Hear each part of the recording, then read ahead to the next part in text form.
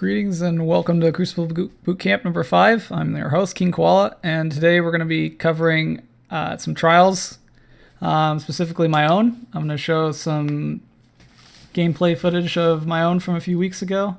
Primarily, we're going to cover how to play from behind and what it means to properly pull off a 1v3 and how you can do that in your own games. So let's go ahead and get started here.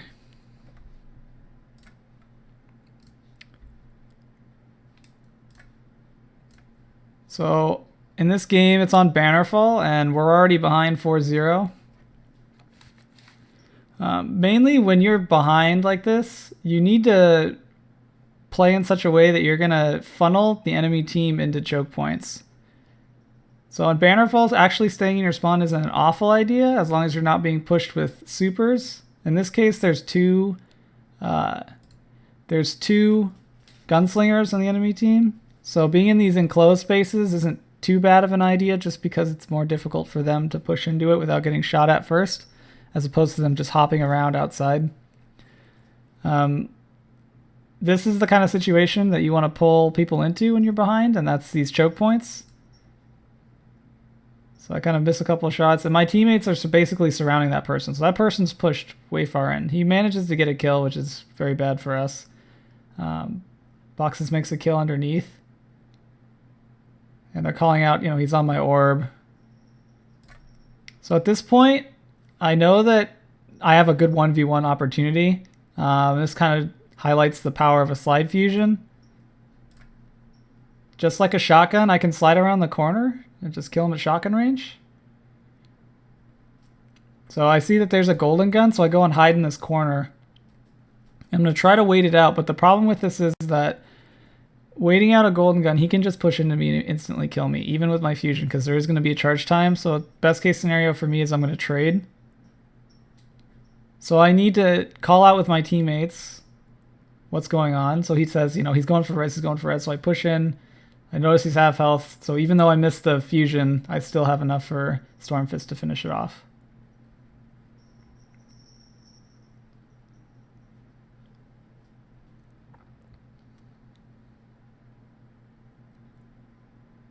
All right, so the next round, you kind of want to do the same thing.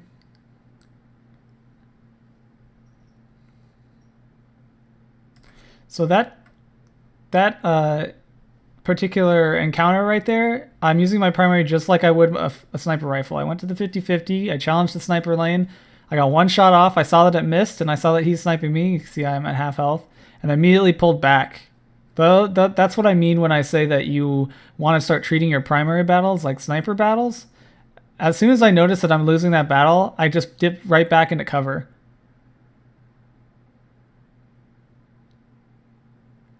So I'm crouched. I cut off one entrance into me, so that means I can cover different angles because I know that I don't have to worry about that. I know someone's over here on the mid lane on my map. I see that he's shooting. So at this point, I should have pulled out my primary and I could have finished him very easily. I'm lucky that that guy wasn't ready for me to push him.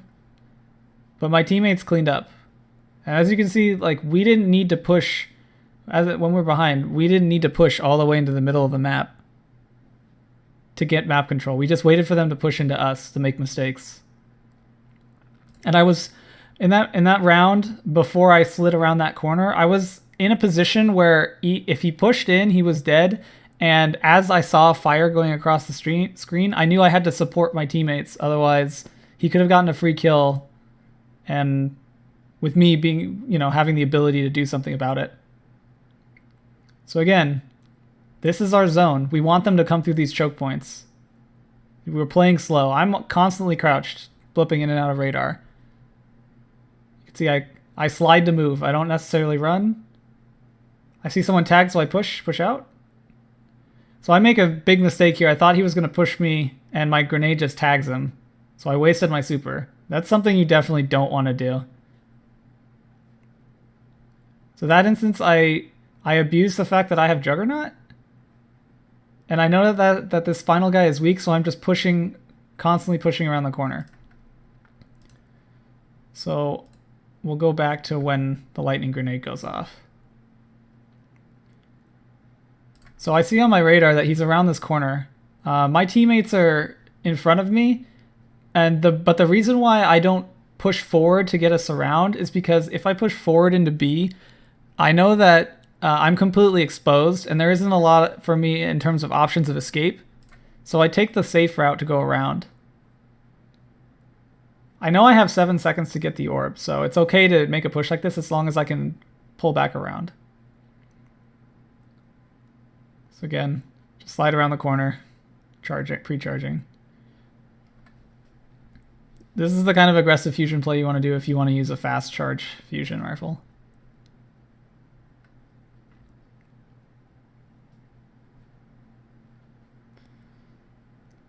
So we've pulled back a couple rounds. I'm down my super, and I know that there's a blade. They have a blade dancer, so I have to be careful. So I push all the way out into mid this time, and I'm just dipping in and out of cover. I'm constantly staying in cover. I know that they're around this corner, but this is an unsafe corner for me to push. So I just wait for them to waste their abilities. They wasted a lightning grenade. They wasted a smoke. I go up here for a quick peek, drop back down. But I know he's around the corner. All this time they're giving callouts. So I make a mistake here, and it was right to push that guy that I killed, but I didn't necessarily need to continue pushing this player. I could have just stayed around Mohawk undercover and waited for him to push over it. Just got free shots off. So I was lucky that he didn't kill me with the shotgun. But again, we got a downed orb and we constantly pushed. Boxes called out that he was fighting someone, so I pushed to support him. So even though that guy had a chance to go back into cover, I was right there to cover his escape. This one, during this match, Boxes says he has tether. He goes forward to aggressively tether, and unfortunately he shade steps back as I shoot the crypt mine, so I kill him. But 1 is tethered, 2 tethered, and then Hank just cleans up the final kill.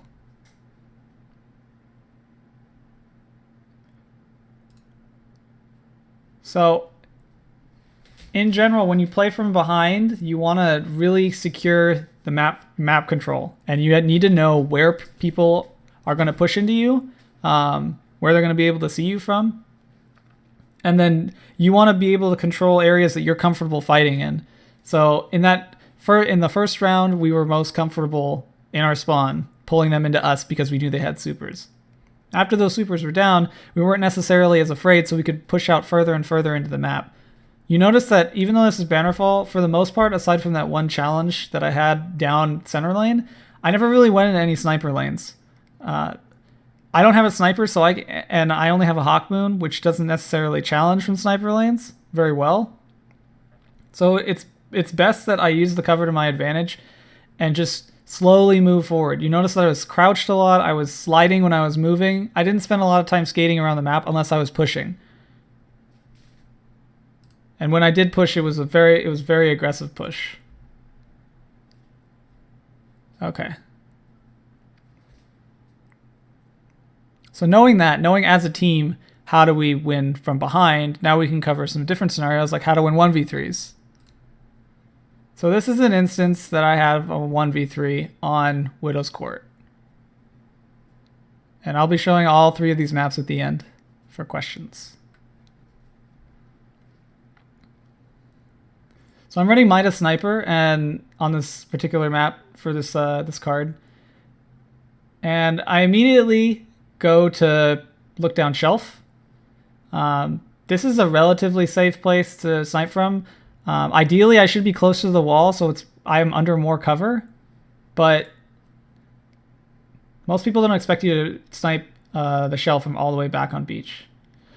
So my teammates, Cap and Bo, decide they're going to push apartments, and they both die. So at this point, I'm the flank. And I still have a flank for a good 10 or 15 seconds while the enemy team is trying to find me. So what I want to do is I want to push to the one lane that I believe they'll start trying to check for me. And that's down this heavy to A lane. So I have Midas, so I can skate there relatively quickly. And I'm instantly ready. So I crouch so they don't necessarily know exactly where I am. And I get a free snipe right there. Notice that there is part of me I'm constantly basically touching a piece of cover. So if I need to, I can dip back around this car.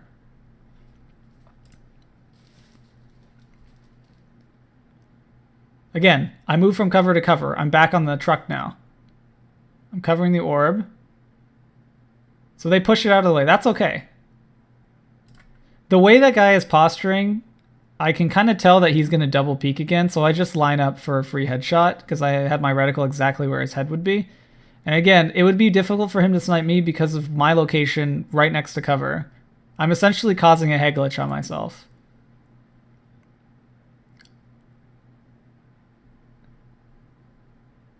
Again, they push him out of the way. So I'm slowly inching forward. I get a free shot, so I know that guy's out of the fight. He's probably not going to challenge me. I tag another one. There's two guys that are out of the fight. There's one on A, and again, I'm head glitching on this shelf right here. I don't bother to challenge once the grenade's thrown down. I take care of the grenade, and then I go to challenge. I see that they're shooting me, so they're prepared for me, so I instantly move back. Now, during this time, again, there's 3 up. If I kill the same guy again, I know that that timer is going to go up, so it's going to give me a little bit more leeway. I also know that they're going to be able to push out of the way. So every time I snipe, I need to adjust. Rather than sniping the orb, sniping the guy that's trying to push. It's difficult, but sometimes you can pull it off. During 1v3s, you also have to be very aware of your abilities. In this particular case, I know that I almost have super, so I'm going to be playing for it. So I don't want to take unnecessary risks because in my mind, one of the keys to winning this round is having super up. I'm really close to super, and I know that if I get 1 kill, I'm going to be able to have super up almost immediately. Again, I moved back into cover and I'm head glitching here. Constantly in cover. At no point have I pushed up so far that I'm not going to be able to dip back into cover. So I have another guy low. So I have my super up now. This guy comes flying in, so I get a few shots on him. I know that because he's flying, his in-air accuracy isn't going to be as good as mine on the ground. So that's a free challenge for me. That kind of challenge is on me to win. And that's what I should be looking for in 1v3s because there was no one else shooting me at that very moment. I have my super up now, and there's no way I'm going to be able to super from this distance because I'm not running shockwave. And even if I do hit the shockwave, it's going to end up betrayed because of how low I am. However, I know someone is pushing me around the corner. So this maneuver that I use for my smash serves 2 purposes. The first is I'm actually getting into cover by this dumpster. And the second is I'm going to kill this guy because he's in air and I believe he's running a pulse rifle. So, pulse rifles are garbage, have garbage in-air accuracy, even with Icarus. Okay, so now it's a 1v1, but my opponent is on an orb. At this point, I know that my teammates' orbs are at the top of, or just outside of A and down in courtyard. So instead of trying to play the hero and get a free kill and then try to cover res, I know that time is running out. I only have 10 seconds left. And I'm low. There's no real way I can challenge.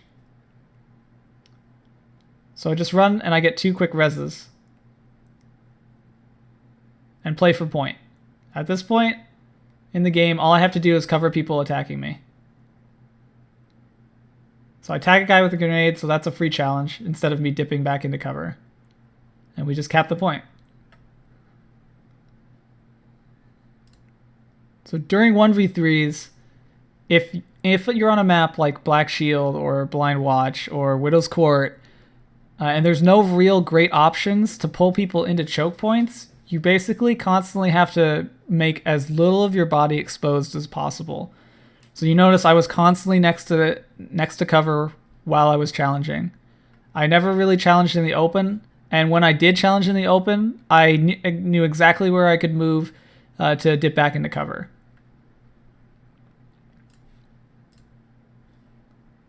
So this is another 1v3 on Asylum. So I grenade the door, and my teammates are above me. So he gets shotgunned. I can't really push into him with a shotgun. And my teammate dies. So at this point, I know that they're up on A. And this is a situation on Asylum. There are a lot of great choke points, and you notice I'm running a fusion again. So I want to pull people into choke points. They have 2 shotguns and 1 sniper, and I know they have that loadout. So I want to pull them around this corner. However, I can't wait for very long for fear that someone is going to go through a back atrium and surround me. So if they don't take the bait, you have to relocate. So I relocate. In this audio, I actually say, oh, you know, he's going to snipe me. He's going to snipe me. So I pull back. I shouldn't have grabbed that special. There's no reason for me to grab that. I could have potentially gotten sniped. So I noticed that as I slide around that corner, there's someone on the stairs. I have no shot from this angle. And there's no real way for me to push around without pinching myself. If I'm to go through cafe into that back alley, I'm going to get pinched in a choke point against 2 shotguns and some grenades.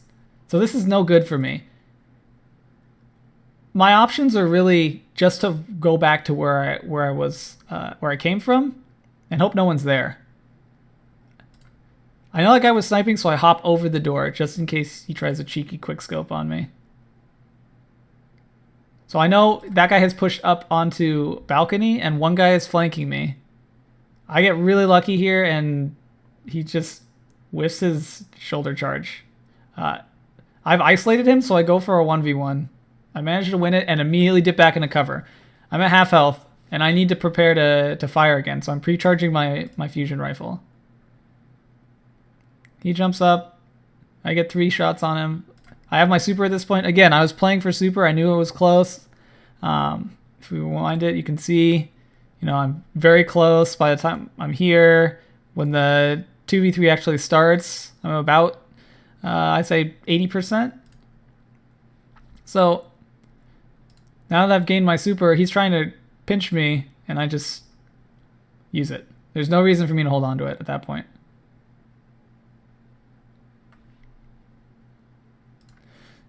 So by playing in Atrium, I knew where I was going to potentially be attacked from. By this point, I knew that this particular team never went to the top Atrium window, so I knew that was safe.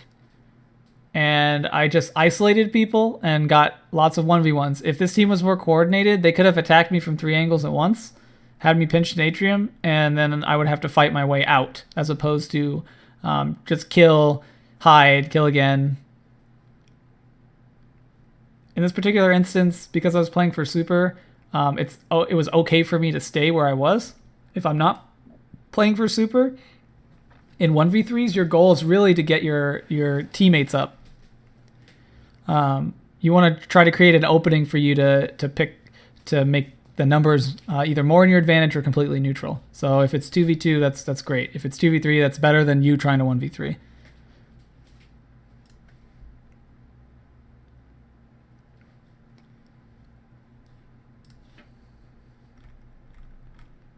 So go to the maps. So playing from behind. So like I said before, when you play from behind, you generally want to pull people into choke points where it's going to be easy for you to kill them before they get to you. And it really depends on what supers they have, especially on trials. If you're down 4-0, you know they're going to push you with either 1 or 2 supers, no matter what. Someone on their team has probably got enough kills to have a super by that point. You notice in our particular case, we covered here. And so for the enemy team, no matter where they're pushing from, really, remember how I said before that we basically pinned ourselves and have nowhere to go? Well, this is pretty much our escape route here. That's where we can potentially move around the map to cover an orb. So as this team pulls into us, we want to pull them into choke points. So there's a choke point on top balcony and through bottom C flag. And that can be covered from here, where I was at. This person gets to cover bridge, and this person gets to cover street. And this person can also potentially cover hallway.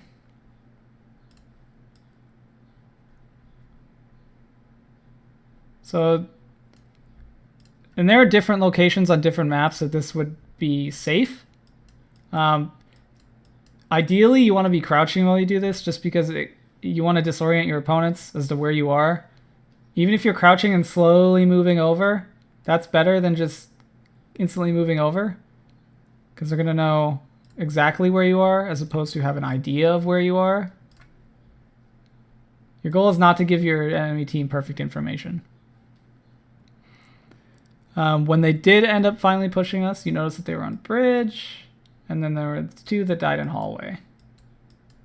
So the enemy team basically chose to go through back alley, around corner into hallway, because I never saw anyone come in here. And this is a good push. If you're the green team, this is a good push, having 2 people in hallway and 1 person on bridge. And the person on bridge even killed Hank. Hank was dead. So, in this particular instance, Boxes actually moved down into hallway, got a kill, ended up getting picked, and then I, did the maneuver that I did. On Bannerfall, in addition to playing off of bridge to pull people into you, another okay spot to pull people into you is market. You basically can only come up into market through these stairs or onto perch.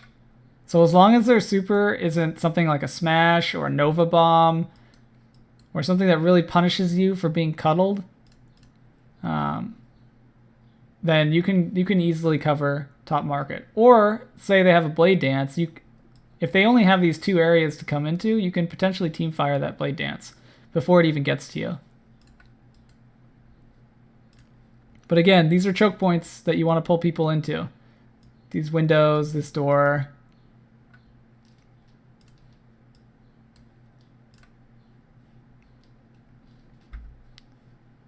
So,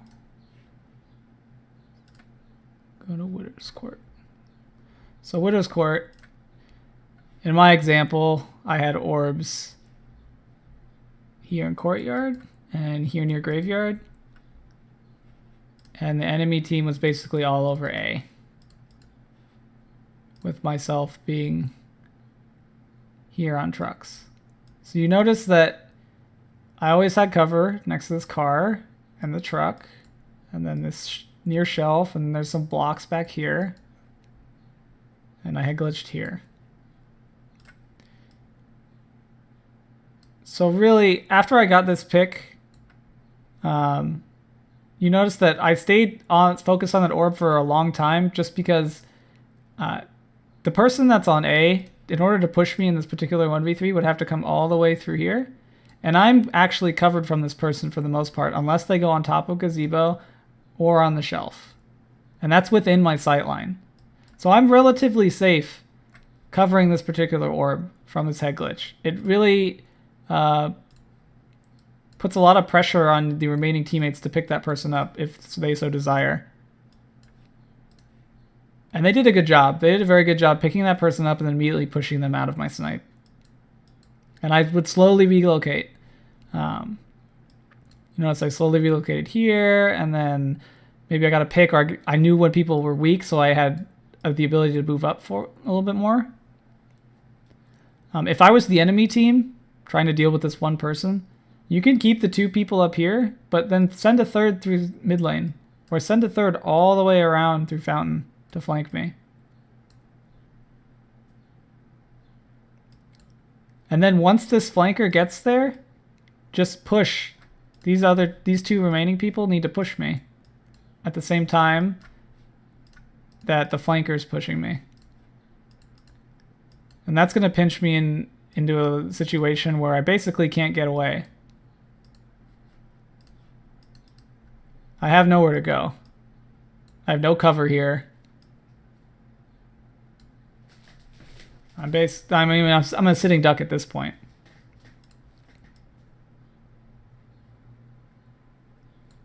Other really good spots to try to force 1v3s are Castle, because these are choke points, but also the distance is far away enough that you aren't necessarily going to be shotgunned unless you just walk into the person. Church is really good because there's only these entrances and they're all pretty easily telegraphed. And there's a lot of cover that you can dip in and out of in church. If you pull behind one of these pillars, not only are you undercover, but you can also float into the air to move from pillar to pillar to potentially get out.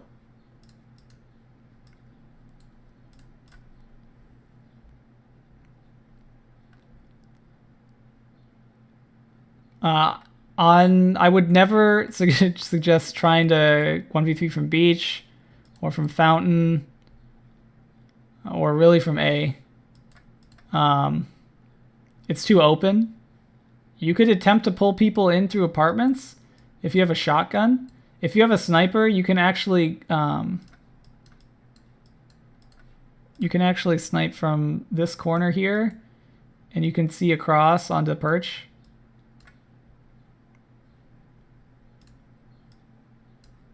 But you have to be aware of where you're potentially going to be pushed from and how your loadout is going to protect you from that. So in this case, I had a Mida. So I know that even if I run out of sniper bullets, I can still challenge from these long lanes that I could potentially be pushed from. If I had a last word or another similar hand cannon, then I would have to rely on my special. And as soon as my special runs out, I need to try to pull people into choke points to actually have an effective weapon. So I could actually pull back into fountain to try to pull people around the corner, or I could pull all the way back into castle. I could rotate into church.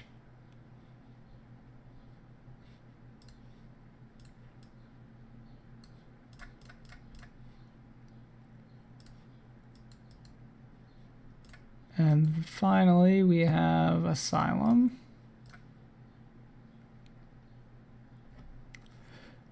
So Asylum, you notice that I pulled people into Atrium.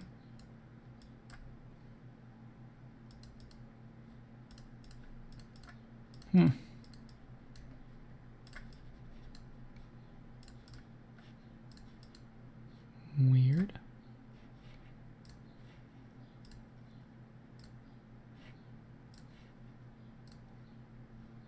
Oh. Well. I'll have to find my Asylum map again later. I must have not saved it on accident. Anyway. But you get the idea. You can pull people in the Atrium. On Asylum, pulling people in the boxes near B, it's fine. Pulling people in the cafe is fine. Generally, you want to avoid the middle jungle lane on Asylum. If you're trying to 1v3 or trying to survive. Even if there are orbs out there, the only time I would get orbs out there is if it's only a 1v1 left and I have a free push to that mid lane in jungle. It's just too open and there's too many ways you can get killed for it to be really safe to try to pull people around.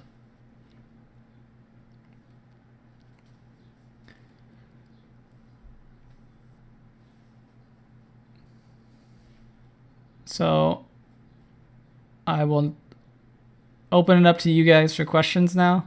This is very much like it isn't going to happen very often, but it should be something you at least know how to do properly. And you should attempt to do it. If you do find yourself left in a 1v3, you should be aggressively moving towards choke points and covering them properly, making sure that even if you have a shotgun, being aware that you might have to primary someone down instead of just pulling them to the choke point. You want to pull them around and be such a distance away that you aren't going to trade. Because in 1v3, if you trade, the round's over. So that's I mean, it's okay because you're charging your super, but if in the case of a 4-0, if you die, you lose the entire match. You want to try to make it so that you don't put yourself in a situation where you even can trade. So, first question, if you're the other team, would you try to execute the final push as quickly as possible to prevent what you did from happening?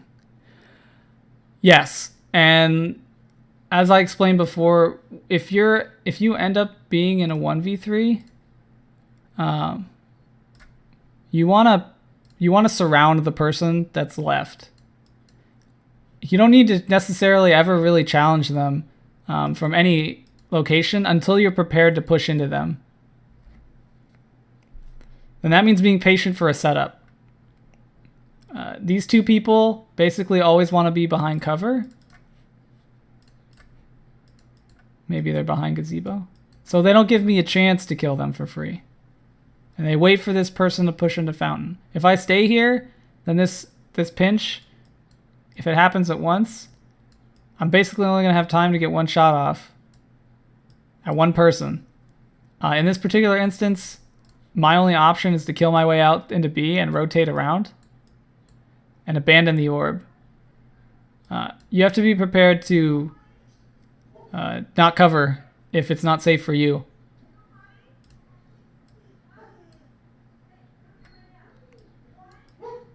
I'll bring up a different map. So we'll bring up Anomaly.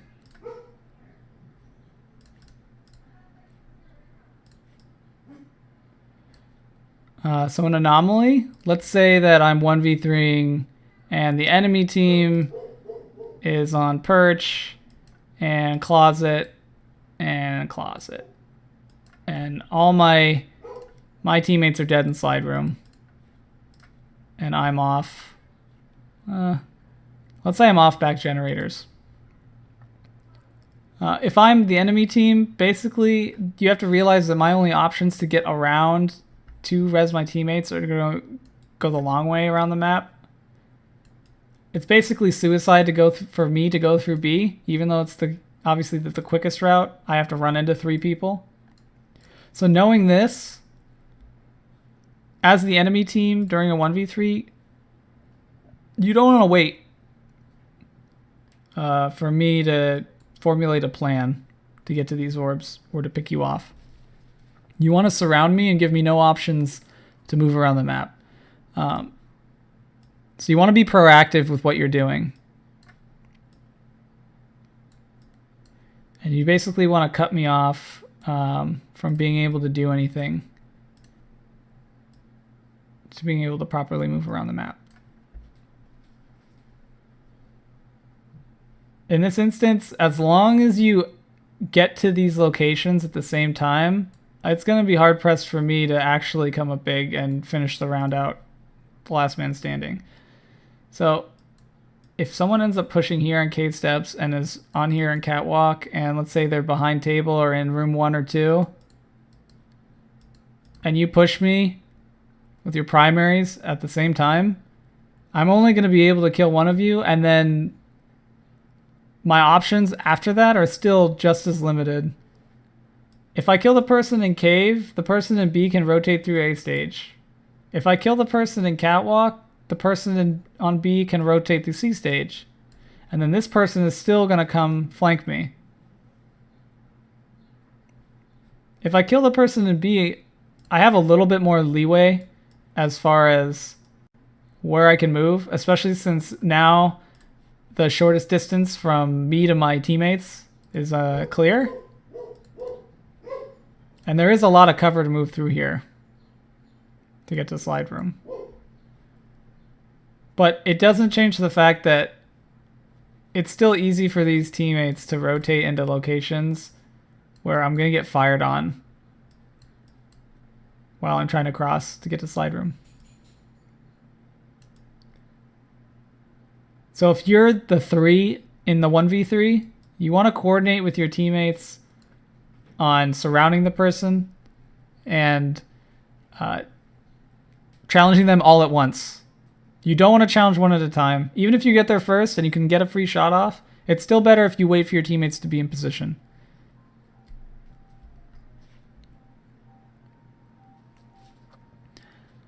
This question, should you prioritize team reses, or when do you decide to take a stand in 1v3? You prioritize team reses when they're not being covered by orbs, or by snipers or shotgunners. And if you do prioritize the res, if it's not free, as in people they're challenging, you're only resing them as a way to get free shots off or an overshield to push onto the person that's covering the orb. So let's take X is blue, and I'm in a 1v3. I have an orb here. There's an orb here. I'm here on stairs. The enemy team is just C flag, hanging out. Maybe there's someone outside the tube on this box. If I'm going to win this 1v3, I'm already pretty much surrounded. And my only option really, I don't have a lot of options as far as moving back to rotate around the map because I don't really get anything out of that. As a sniper, I can challenge the C flag using this orb as bait. So what I can actually do is, let's say in this particular instance, for the sake of the explanation, this person's on C special. Because if he's here, he can just shoot me into as I go for res. But let's say I move for res, and let's say I'm behind this cover. I tell my teammate, hey, I'm going to use you as bait. What does that mean for my teammate? Well, as your teammate, you basically need to spin around when you get rezzed because it disorients snipers and they can't necessarily... It's a lot harder to hit a headshot on someone that's spinning around in a circle than it is someone just sitting there with their head fully exposed. But if I'm here, then as soon as I get them up, I need to push in front and challenge this lane. That's going to be my best option for getting a pick, for using orbs as bait. And then, because I know someone else is on C flag because the person in closet is calling it out, I'm ready for that second shot. Worst comes to worst, that second shot doesn't come, and I relocate to cover someone pushing me from tube. Or I relocate into this corner so I can cover someone shotgunning me. So I can cover someone shotgunning me from the warehouse or from tube. Or I can shotgun them. It all depends on what special you're using. But if you're a sniper, it's normally very effective to use these orbs as bait. Because these enemy snipers are normally... they're going to be laser focused on just killing you. As opposed to... Or covering the orb as opposed to actually killing you or expecting you to challenge them. Okay, so... I'll cover some basic openings on this map first, and then I'll cover how to handle 1v3s on Burning Shrine, this week's Trials map. So, a couple basic openings on this weekend's Trials map. Depends on if you're sniping or not. Everybody knows about the head glitch rock by this point. This is a fantastic place to snipe from, as it pushes through B and pushes through A special. If you have someone out here, you don't necessarily need two players in the same spot, especially if you don't want to get grenaded to death. Another good head glitch is here. There's a little pillar. There's a big pillar here, and then there's a shelf that you can move. This is all sloped backwards. And then having someone on top of heavy. So if you're alpha team and you open with this, you basically cover your flank from the person that's on heavy. The person that's on heavy can also cover this push. The person that's on this shelf can cover a push coming through A, and the head glitch, like I said, can cover through B, and also through A special. You basically cover this back wall. The capture point on this map is actually here on the other side. So be aware of that. I accidentally grabbed an old map. I believe this one's been updated. And if you're on Bravo team, then if you want to snipe, if you know where the head glitch spot is, as a Titan, you can actually get to here or here before or as the person on head glitch rock gets there, so you can be set up to attack them. If you're fast enough at skating, you can actually be to pillar by the time they actually reach the head glitch rock. So you can get some shots off on them that way. But generally, if you're going to push at each other, the 50-50 ends up being C bridge, C flag to C stairs. And then there's this lane here. So the majority of kills are centralized in this area of the map. So as Bravo team, generally pushing onto C flag is okay if you're a sniper or if you have a long range primary, so you can cover the head glitch on C stairs. Pushing around bridge with a shotgun is okay as well. This corners here, you just have to be careful of a lightning grenade pointed at you that way. And covering around pillar, you can generally challenge anywhere someone is going to push into you from, depending on how comfortable you are sniping or with your pulse or your scout rifle. So 1v3s on Burning Shrine are, from my experience, some of the most difficult because of how many head glitches there are, both as a defender and as an offender. So there's a head glitch here. There's a head glitch rock. There's these slopes with stairs. That's a head glitch. There's plenty of around the wheels. You can head glitch around the wheels. The slopes at the edge of the bridges are head glitches. These stairs here as a head glitch. Where else? You can head glitch around this area. There's just so many. If you're outside C, you could be head glitched, sniping up into here. And even if you're on a head glitch, you're generally exposed. So they aren't even necessarily strong points on the map. They're just good at getting easy picks. So if you 1v3 from head glitch rock, you can be fired from your spawn. You can be fired from this direction. Someone can hop up here and fire on you. Really, you would go to these spots and during 1v3s to get a pre-pick and then move on. And slowly rotate around the map. The difficult thing about this map is if you get pushed as a team, you generally you don't want to cover a zone, because if you stay outside, then people play for point. You don't do anything. You give them free super and you give them advantage for covering the point. You can have one person here and two people covering any entrance to challenge. And you'll never cap this point if you decide to stay outside trying to get free picks.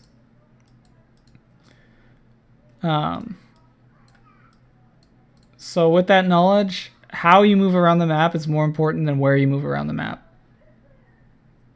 Because there are definitely areas and lanes where there's basically no cover for you to dip back into. I mean, there's no cover out here. There's no cover out here.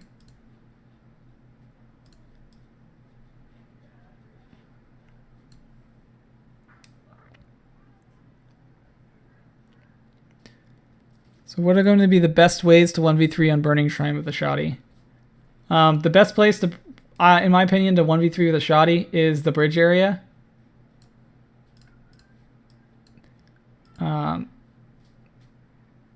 It's all choke point. As long as someone doesn't slide into you with a shotgun, you're generally safe.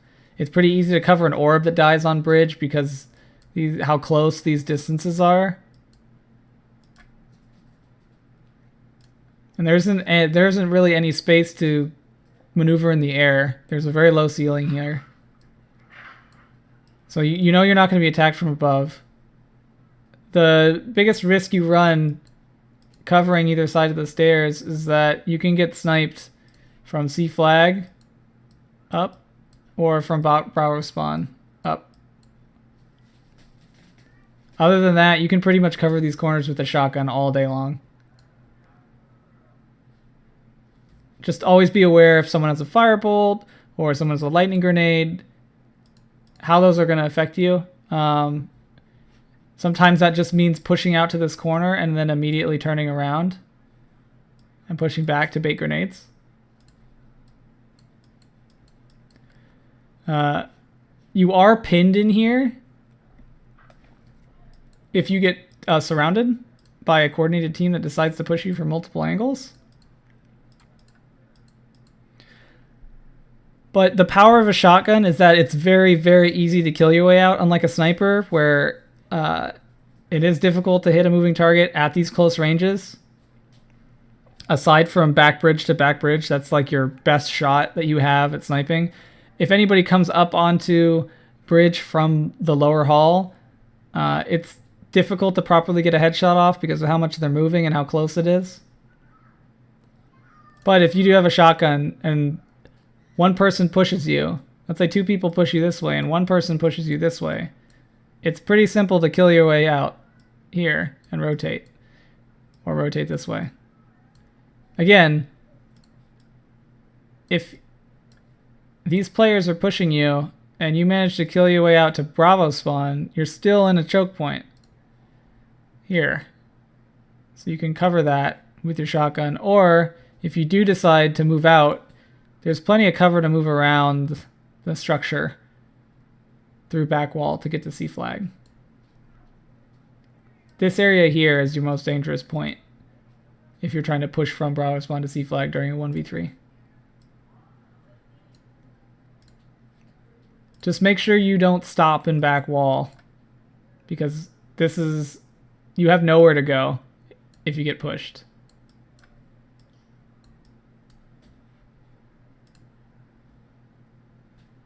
Even with a shotgun, it's pretty difficult to kill your way out of back wall, as opposed to Bravo, just because of how close the choke point is.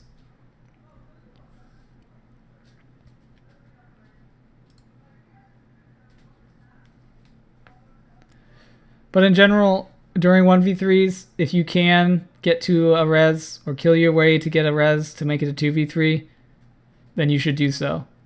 In this particular instance, let's say you killed your way to Bravo and they're pushing you through back wall and you have a buddy out here in A. And let's say you killed their orb on A bridge.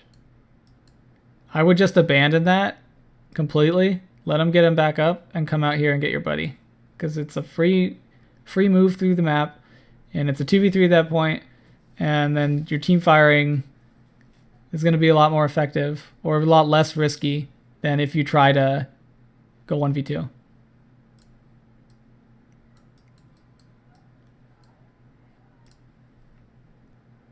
Tips for turning momentum around in trials.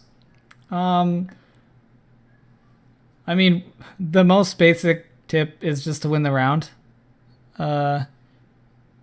Momentum is very much an emotional thing. So staying calm and trying to have like a neutral mindset is going to be your best chance to change momentum. Some people really ride the highs of emotions during games. So when you are down, sometimes they don't even give themselves a chance to come back. So really, if you want to turn momentum around, you got to play slower, and you got to take every round at a time. Like, you can't. The only thing you need to be aware of as far as the score goes is how you think their super is going to be at, like how charged or how not charged it's going to be at that point. Other than that, playing the round is going to be like every other trials round. You still have to win 5 rounds at that point. The only difference is your opponent only needs to win 1 to finish the game. So just stay calm, cool, calm, collected, and don't let your own emotions destroy your chance at actually winning the game. I mean, obviously people are going to get hyped or whatever.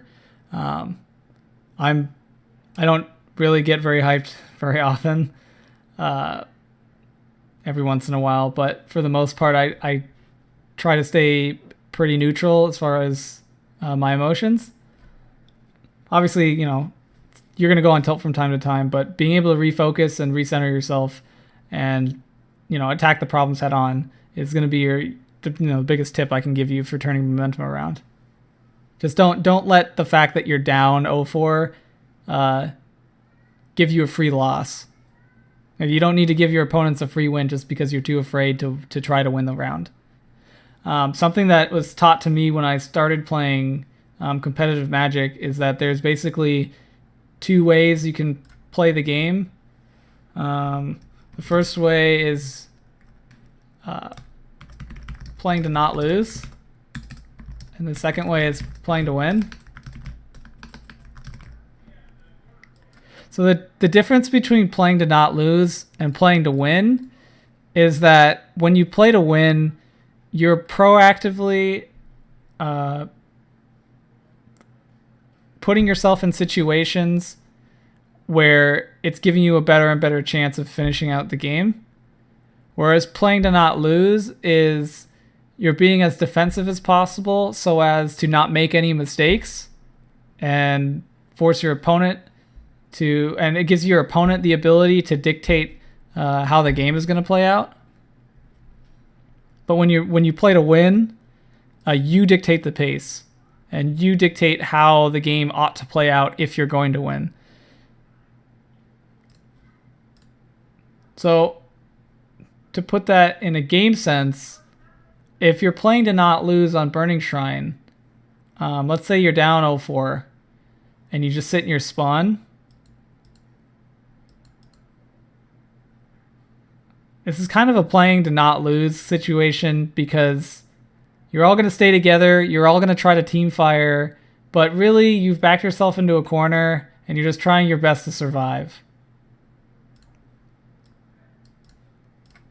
Whereas if you had one person here and you had one person on back wall and you had one person on bridge and you're effectively covering more space, but you still know where you're going to be pushed into, this kind of looser setup, it's going to give you options, and you can actually use this to get a pick and then move around the map, as opposed to if you get a pick while you're inside here, the enemy team is right at your doorstep. You get a pick and they're going to be right there, and this is going to be a non-stop firefight. And if they have supers, you're pretty much dead. Whereas if you're in this split positioning, if they have supers and they use it on one person, well, they still have to go through 2 more people to finish the round. And that gives you the option to move away, to reposition, to get better angles, to be able to challenge those supers, or to be able to get free picks. And you're still forcing the game to move at a pace that you're comfortable with playing at, and that adheres to a game plan you have. If your plan is to play for time, and you're posted up in these positions, then that would be an example of playing to win instead of playing to not lose, because you have a goal in mind to get to the point, capture the point, and you've set up in such a way that it's going to be difficult for the enemy team to properly set up. Obviously, a better way to play for point on this particular map would be to set up somewhere on A stairs, C stairs, and then bridge, so you can cover all the entrances into the point.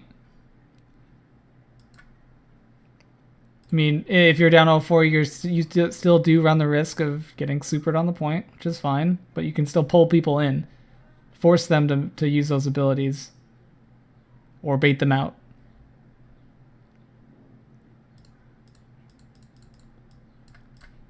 So the next time you're in a situation where you're down momentum, keep in mind that when you play the game and you're down momentum, you shouldn't try to be, you shouldn't just be like, oh, I'm going to hide here because I'm afraid of losing and I'm afraid of going out and trying to win a 1v1. Like, that's not going to help you out. And even if you are successful being afraid and hiding in a corner and they just make a bunch of mistakes and you get a bunch of free shots and you get kills all over the place, it's going to end up turning into confirmation bias. And you're constantly going to play with this mindset that, like, well, if I don't do anything and I just wait for them to come and try and kill me, I'm always going to win. That's not how you should be playing the game. You should be proactively working towards the end goal, as opposed to letting your teammates, or as opposed to letting your opponents play the game however they see fit. All right. Well, if you've noticed that on the channel, there's some more information on where you can find these if you want your stuff critiqued. Today was just me, but I have some more backlog stuff to work through for future episodes. So you email it to keenkoala with 5 E's @gmail.com. Again, please do not send me 6s. because they're really hard to critique and they're really chaotic. And the best thing I'm going to be able to tell you really is control a small piece of land and wait for people to walk into you, because they always will walk into you. So I would like 3s, Rumble, and Trials. So this is Skirmish Salvage.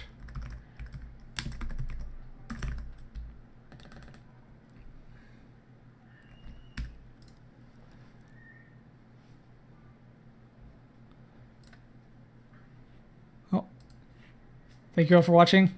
I hope to see you next Thursday. Qual out.